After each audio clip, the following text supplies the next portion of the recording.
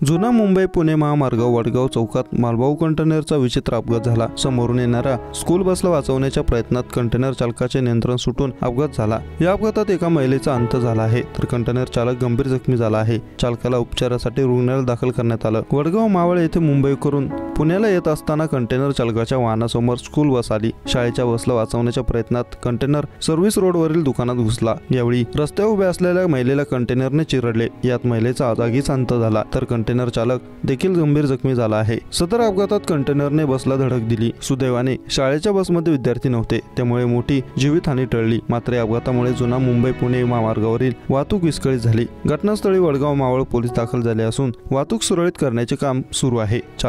Container चालकाला रुग्णालयात रवाना केले आहे।